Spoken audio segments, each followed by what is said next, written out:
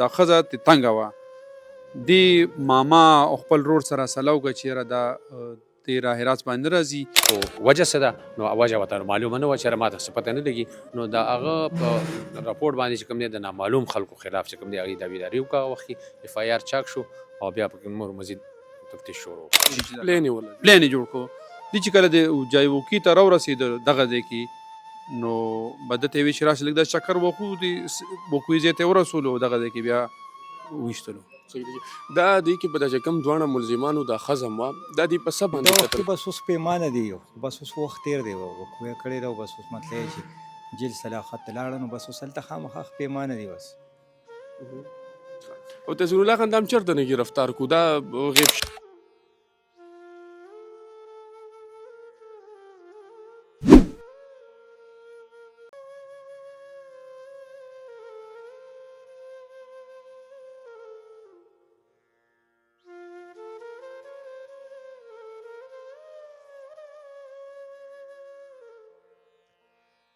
بسم الله الرحمن الرحیم. ګرانو لیدونکو ستاسو قربا نواز منګل یم. ګرانو کتونکو د انسان په ژوند کې دغه کردار دغه اخلاق دا په ژوند کې یو لوړ او یو اوچت مقام لري. دغه شانتې ګرانو کتونکو دغه شانتې دغه تمهید سره یو واقعه مشابهت کوي چې د پېښور د صدر سرکل پتانه اورمړ په حدودو کې یو ډېره زیاته افسوسناکه واقعه مخې ته راغلې وه چې په دې کې یو تن قتل شوی و چې دغه کس ولې قتل شوی و چا قتل کړی و په د دې قتل کې ملوث ملزمان څوک وو ټول تفصیل دلته در کومه په دغه ننني ریپورټ کې. ما سره ډېر زیات ښاغلي د اورمړو تاڼې چې کوم پولیس سټاف ته راسره موجود دی ډېر ښاغلي ډي ایس پي انویسټیګیشن بډابیر بخ منیر خان ایس ایچ او اورمړ تحسین الله خان سی آی او شمشاد خان هم راسره موجود دی. د پروګرام چې کوم آغاز دی هغه د تحسین الله خان نه کوم. تحسین الله خان ړومبی راته دا ووایي چې دغه د واقعي کې تاسو ته یو لاش میلاو شوی دا ریپورټ چا کړو مختصر راسره دا شریک کړئ. بسم الله الرحمن الرحیم. السلام علیکم مهرباني او نواز خان تاسو ډېره مننه د راتلو. دا په 18 تاریخ 18/10/2025 باندې چې کوم دی تقریبا 10 بجې وي چې موږ ته اطلاع میلاو شوه چې د باغوانانو خوټ د پاسه په اراضیاتو کې یو لاش پروت دی. موږ چې فوراً هلته لاړو نو د هغه لاش چې کوم دی واقعي قتل شوی پروت و په پټي کې او د هغه په جیب کې چې کوم دی شناختي کارت و. شناختي کارت چې موږ وکتو نو په هغې باندې بلال او دغه چې کوم دی اډرس د باغوانانو لیکلی شو.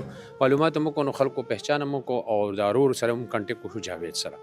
هغې راغی او هغې چې کوم دی مونږ بیا دغه تپوسونه هم ترې وکړو چې دا او هغه وایي چې واقعي دا مې ورور دی خو وجه څه ده نو وجه ورته معلومه نه وه چې ما ته څه پته نه لګي.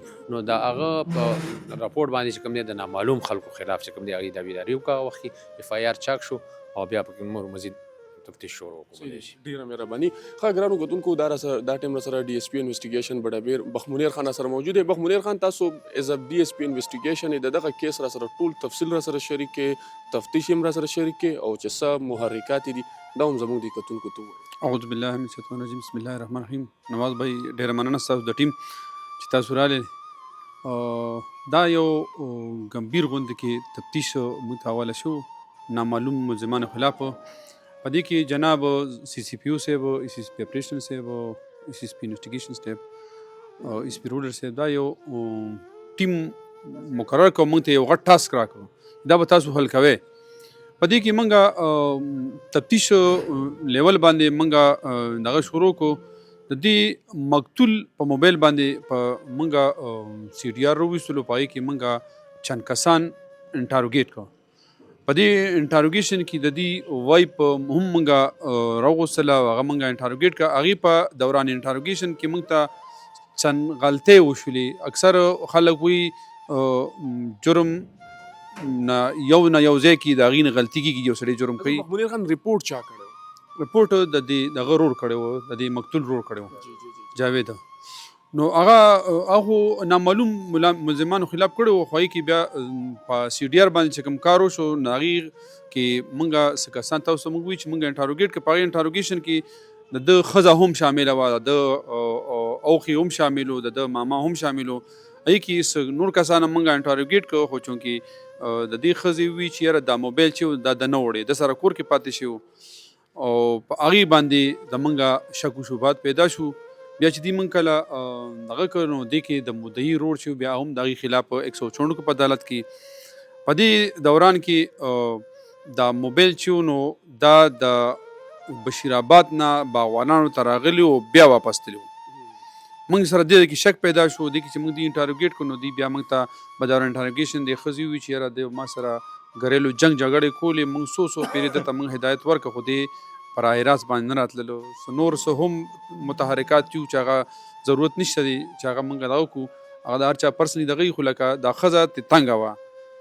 دې ماما او خپل رور سره سلا وکړه چې یاره دا دې راه راست باندې نه راځي او دا ښځه چې کومه وه د مقتول دا ښځه دا پریګننټ حالت کې وه، نو بانه یې دا جوړه کړه چې ته د رور نه پیسې وغواړه. نو دې موږ باغوانانو تر حدود باغوانانو چینج شي، نو لکه دا شک پې ختم شي چې پلین یې ولل پلان یې جوړ کړو. دې چې کله د جایوکي ته راورسېد دغه ځای کې، نو به ده ته یې ویل چې راسه لږ دا چکر وخو، د بوکوي ځای ته یې ورسولو او دغه ځای کې بیا وویشتلو. صحیح دی. دا دې کې به دا چې کوم دواړه ملزمانو دا ښځه وه دا دې په څه باندې قتل کړی و؟ دا لاش یې دی به یې غورځولی کوم ځای کې و؟ مطلب الای قتل یې څه استعمال کړی؟ الای فایر استعمال کړو، اصله باندې ویشتي وه نه. د دې د دې واده څومره ټایم شو؟ څه بچي مچي وو؟ د 15 بچي دي، 4 لوڼه دي، 1 زوی دی. دې کې دې څه جرګې مرګې څه وخو وغیره څه په دې کې څه جرګې مرګې نه وي کړي چې یاره د دې دا کم کړه وړه دي، یاره که دا چېرته مطلب نیغې لارې له راشي او دا خبره ختمه شي؟ بالکل څو پیرې دغه ملزمانو وي چې موږ ورته څو پیرې ویلو چې یاره ته په راه راست راسه، خو نه راتللو. دا کیس چیلنجینګ و ستاسو دپاره؟ بالکل 100% چیلنج و. څه به ویل غواړې؟ دغه شان واقعي موږ په روټین کې ګورو ښځه راپاسي خاوند وژني، خاوند خپله ښځه وژني، د حالات کم طرف ته روان دي؟ یاره بس زما خو دغه دی چې زیات تر اکثر دا موبایل ډېر خطرناک شی دی. موبایل نه دی، موبایل خو زه دغه کوم چې موبایل کور کې اړو پکار نه دی. کوم پکار وي نو خبره چې نن سبا دا ټچ موبایل دی دا خو بالکل اړو پکار نه دی. سمپل که د ضرورت وي نو هغه یو کس لا خو نن سبا چې وګورو نو په کور کې هر پړ سره موبایل وي او موبایل کې خو خبره دجال مثال دی، هر څه پکې شته. مهرباني. ښه دې ټایم کې اوس موږ سره چیف انویسټیګیشن افیسر شمشاد خان هم موجود. شمشاد خان، دا کسان په دغه څیز باندې خپېمانه وو، خفه وو او تاسو یې په تفتیش کې نور څه وویل؟ بسم الله الرحمن الرحیم. د تفتیش چې څومره خبرې اترې وه خو جناب ډي سي پي صاحب تاسو ته وکړې او موجوده وخت کې بس اوس پیمانه دی، بس اوس وخت تېر دی، وقوع یې کړې ده او بس اوس مطلب یې چې جیل صلاحت ته لاړه نو بس اوس هلته خامخا پیمانه دی بس. او تحسین الله خان دا هم چېرته نه ګرفتار کړو؟ دا غیب شوي وو دا کسانو؟ نه دا خو چې کوم دی د زنانه چې کوم دی بیا خپله روڼو سره تللي وه هلته دغه کې په بخشو کې ناڅاپه کې چې کوم دی هغې خپل کور دی پرسنل. بیا د منله چې دغه دا کیس زده کړی دی؟ نه لا داسې خو یې نه منله، خو کله چې کله مونږ سی ډي آر او دغه باندې دغه کړو نو دا شامل تفتیش شو دی چې مختلفو دغه باندې چې کوم دی زاویو باندې تفتیش وشو او ډي سي پي صاحب تاسو ته وویل. د هغې نه پس چې کوم دی کله مونږ مطمئن شو نو بیا مونږ باندې چې دې دغه وکړو نامینیټ کړو نو بیا هم ګرفتاري وکړو. شمشاد خان، دې نه مخکې چې دې تاسو همداسې انټروګیټ کولو نو دوی هغه ټایم کې څه ویلو چې دوی مطلب لا څه ټایم یې کنفیس کړی نه و؟ نه بالکل دوی خو هغه ټایم بالکل لا علمي ظاهر وړه چې یاره موږ د دې نه یو خبر، خو دا خو چې کله دا سی ډي آر وغیره مختلف دغه باندې مونږ وکته او بیا مطلب چې دا ټوس ثبوت مونږ ته ملو شو نو دې متعلق ته بیا مونږ تپوس وکړو، بیا دې خبرې ورسره هېڅ جواب نو، بیا د هغې نه بعد چې کوم دی نو به دی رای راست راغلی او مطلب انکشاف یې وکړو. ګرانو لیدونکو، دغه د واقعه موږ تاسو ته ټوله په تفصیل کې درکړه چې دا واقعه هم د عبرت نه ډکه ده. چېرته چې کله موږ ولیدو چې خاوندان خپلې ښځې وژني، هغلته کې بیا ښځې هم راپاڅېدې چې خپل خاوندان وژني. وجه هم درته وښودله، کیسه هم درته ټوله په ډاګه کړه چې څه وجه وه د دې شاته. په دې معاشره کې موږ ګورو چې ښځې راپاسي خاوندان وژني، خاوندان راپاسي ښځې وژني. خو دا اوس د سوچ او د فکر وخت دی چې موږ سوچ وکړو، فکر وکړو چې موږ په کم طرف باندې روان یو. هغه زنانه دي هم سوچ وکړي چې د خپل خاوندانو ډېر زیات قدر او احترام وکړي، او هغه خاوندانو ته هم پکار دي چې د خپلو ښځو سره ښه وخت تېر کړي، د هغې په هره طریقه چې دی خیال وساتي چې دغه شان واقعي بیا مخې ته نه راځي. الله تعالی دې په موږ او تاسو ټولو باندې خصوصي رحم وکړي.